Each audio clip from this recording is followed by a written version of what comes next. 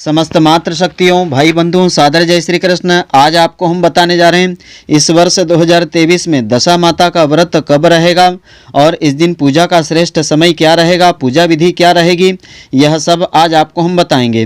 तो मित्रों, आप सभी का बहुत बहुत स्वागत है आपके अपने ही चैनल एस्ट्रो गुरुजी में। यदि आपने अभी तक हमारे चैनल को सब्सक्राइब यदि नहीं किया हो तो अभी सब्सक्राइब कर लें और बेल आइकन को अवश्य दबाएं, जिससे हमारे अगले आने वाले नए वीडियो की नोटिफिकेशन सबसे पहले आपके पास पहुंचे। आप नित्य नई नई ज्ञानवर्धक जानकारियां व नित्य का राशिफल हमारे चैनल से प्राप्त करते रहें। तो इस वर्ष 2023 में दशा माता का व्रत 17 मार्च 2023 शुक्रवार के दिन रखा जाएगा।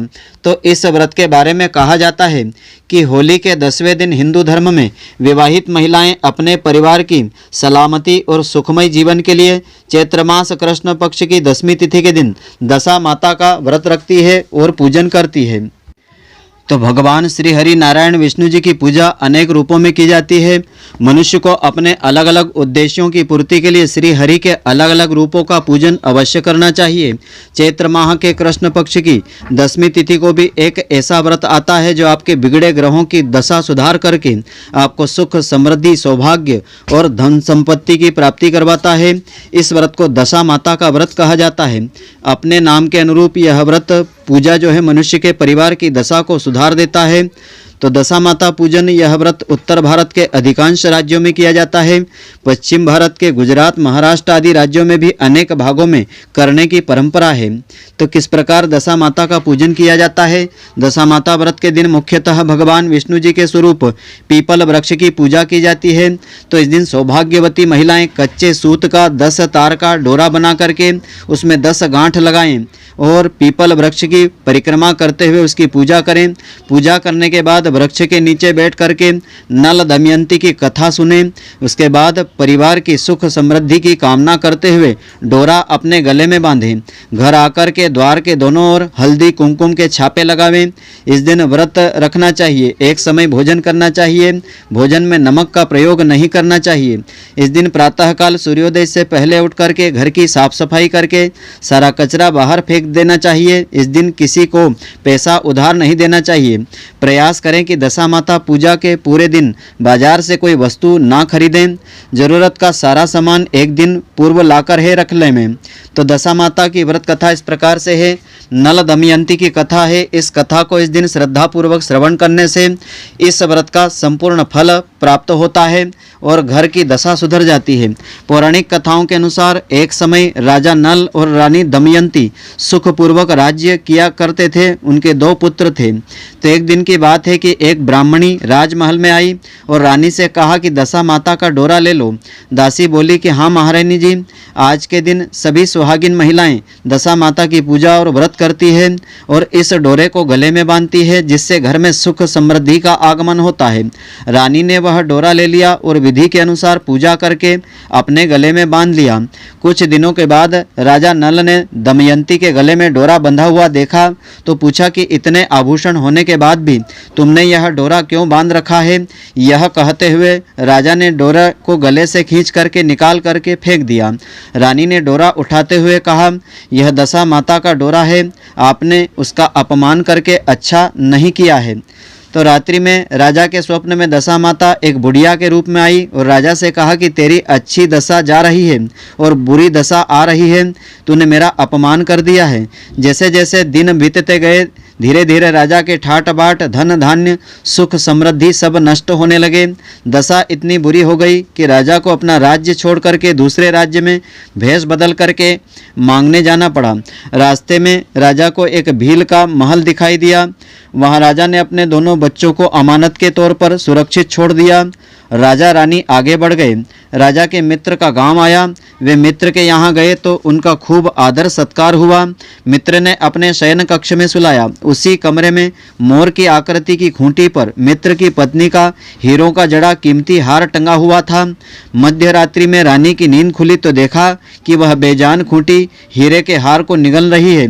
यह देख करके रानी ने तुरंत राजा को जगा करके दिखाया और दोनों ने विचार किया कि सुबह मित्र को क्या जवाब देंगे, अतः इसी समय यहाँ से चले जाना चाहिए। राजा रानी रात में ही वहाँ से चले गए। प्रातःकाल मित्र की पत्नी को हार नहीं मिला। उन्होंने उन्होंने राजा पर चोरी का आरोप लगाया। इस प्रकार राजा नल और रानी दमयंती के जीवन में अनेक कष्ट आते रहे। एक दिन वन से गुजरते समय राजा नल को वही स्वप्न वाली बुढ़िया दिखाई दी, तो वे उनके चरणों में गिर करके क्षमा मांगने लगे और बोले, माई मुझसे भूल हो गई, क्षमा करो, मैं पत्नी सहित दशा माता का पूजन करूंगा। बुढ़िया ने उसे क्षमा करते हुए दशा माता का पूजन करने की विधि बतलाई। तो चैत्र माह के कृष्ण पक्ष की 10वीं तिथि आने पर राजा रानी ने अपनी सामर्थ्य शक्ति के अनुसार दशा माता का पूजन किया और दशा माता का डोरा अपने गले में बांधा। इससे उनकी दशा सुधरी और राजा को पुनः अपना राजपाट प्राप्त हो गया। तो दशा माता व्रत के नियम इस प्रकार से होते हैं। दशा माता का व्रत जीवन में जब तक शरीर साथ दे तब तक किया जाता है, इसका उद्यापन नहीं होता है। दशा माता की पूजा पीपल के पेड़ की छांव में करना शुभ माना जाता है। घर में इस व्रत के दिन विशेष रूप से साफ सफाई करना चाहिए और अनावश्यक कूड़ा कचरा घर के बाहर फेंक देना चाहिए। साथ ही सफाई से जुड़े सामान यानी झाड़ू आदि खरीदने की परंपरा होती है। इस दिन घर का पैसा खर्च नहीं करना चाहिए। दशा माता पूजा के पूरे दिन बाजार से कोई वस्तु आप नहीं खरीदें। यथासंभव जरूरत की वस्तुएं एक दिन पूर्व ही खरीद कर रख लेवें। दशा माता पूजन के दिन किसी को पैसा उधार भी नहीं दें। इस दिन अपने घर की कोई वस्तु भी किसी को नहीं देना चाहिए और ना ही किसी से कोई वस्तु या पैसा आपको मांगना चाहिए। दशा माता व्रत करने वाली महिलाएं दिन भर में मात्र एक बार अन्न का सेवन करें। इस व्रत में नमक का प्रयोग नहीं करें। मान्यता ऐसी है कि दशा माता व्रत को विधि विधान सच्चे मन भक्ति भाव से करने पर 1 साल के अंदर ही जीवन से जुड़े दुख और सारी समस्याएं दूर हो जाती है। तो दशा माता का डोरा कब खोलना चाहिए? दशा माता का डोरा साल भर गले में पहनना चाहिए, लेकिन यदि दशा माता का डोरा साल भर नहीं पहन सकते हैं तो वैशाख महीने के शुक्ल पक्ष में किसी अच्छे दिन खोल करके रखा जा सकता है। उस दिन व्रत करना चाहिए। इतना भी नहीं पहनना चाहें तो जिस दिन पहनते हैं उसी दिन डोरे को रात के समय उतार करके पूजा के स्थान पर रख देवें और अगले वर्ष पूजा के बाद पीपल की जड़ में उसे दबा देवें। सुबह स्नान आदि से निवृत्त होकर के व्रत का संकल्प लेवें। इस व्रत में दशा माता की मूर्ति या चित्र की पूजा की जाती है। मूर्ति चित्र नहीं हो तो नागर बेल के पान के पत्ते, पूजा में काम आने वाला डंडी और नोक वाला पत्ता पर चंदन से दशा माता बना करके उसकी पूजा आप कर सकते हैं। और यह पूजा भगवान विष्णु जी के स्वरूप पीपल के पेड़ के पास या घर के पास आप कर सकते हैं। दशा माता के पास कुमकुम, काजल, मेहंदी की 10-10 बिंदी लगाई जाती है। भोग के रूप में नैवेद्य लापसी, चावल आदि चढ़ाया जाता है और सूत का धागा बांध करके सुख, सौभाग्य व मंगल की कामना की जाती है। मंगल की कामना करते हुए पीपल के पेड़ की परिक्रमा करना चाहिए।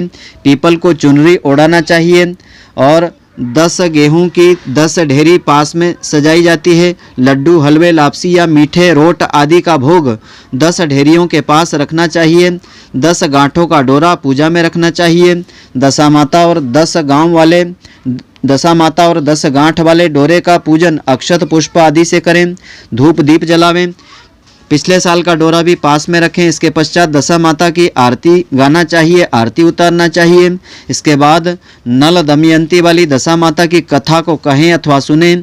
कहानी पीपल के पेड़ की पूजा के बाद ही कही अथवा सुनी जा सकती है। कुछ लोग 10 कहानियाँ सुनाते हैं। पूजा करने और कथा सुनने के बाद महिलाएं दशा माता का पूजन नया डोरा गले में पहने और बांधें। इस धागे को व्रती महिलाएं पूरे साल धारण करें। इसके बाद गेहूं भोग और पुराना डोरा लेकर के पीपल के पेड़ के पास जाएं। गेहूं और पिछले साल का डोरा पीपल की जड़ के पास मिट्टी में दबा दें या पीपल में बांध दें। पीपल के वृक्ष की पूजा फिर करें। कहीं कहीं दशा माता के पूजन के बाद पथवारी पूजन करने का विधान होता है। तो पीपल के पेड़ की थोड़ी सी छाल खुरच करके गेहूं के दानों के साथ घर लावें। इसे साफ कपड़े में लपेट लेवें। लपेट करके तिजोरी या अलमारी में रखें। पीपल की छाल को धन का प्रतीक माना जाता है। माना जाता है कि पीपल की छाल इस प्रकार घर में रखने से सुख समृद्धि सदैव बनी रहती है। व्रत के संकल्प की मूर्ति के रूप में 10 पूरियाँ, 10 सिक्के और 10 चम्मच हलवा ब्राह्मणी या घर की बुजुर्ग महिला के पैर छू करके उन्हें देना चाहिए। दशा माता की पूजा विधि पूर्वक करने से माता की कृपा सदैव बनी रहती है, घर में सुख, शांति और समृद्धि का आगमन होता है। तो राशि के अनुसार दशा माता की पूजन इस प्रकार से करना चाहिए। मेष वृश्चिक को गुलाबी या सिंदूरी रंग के वस्त्र पहनना चाहिए। वृषभ और कर्क राशि वालों को आसमानी रंग पहनना चाहिए। मिथुन व कन्या राशि वालों को लहरिया रंग पहनना चाहिए। सिंह राशि वालों को लाल रंग पहनना चाहिए। धनु व मीन राशि वालों को पीला रंग पहनना चाहिए। तुला राशि वालों को सफ़ेद और पीला रंग पहनना चाहिए। मकर व कुंभ राशि वाली महिलाओं को हरा व नीला रंग पहनना चाहिए। इनमें से कोई भी रंग आप नहीं पहनना चाहें तो केसरिया या पीला रंग इस दिन पूजा में आपको अवश्य धारण करना चाहिए। तो ऐसे शुभ रंगों के वस्त्रों को पहनने से पूजा पूर्ण मानी जाती है और पूजा का फल भी प्राप्त होता है। तो मित्रों, आशा करता हूं कि आपको हमारी यह ज्ञानवर्धक जानकारी पसंद आई होगी। यदि आपको पसंद आई हो तो आप हमारे वीडियो को लाइक व शेयर अवश्य करें। धन्यवाद। जय श्री कृष्ण मित्रों, फिर मिलेंगे।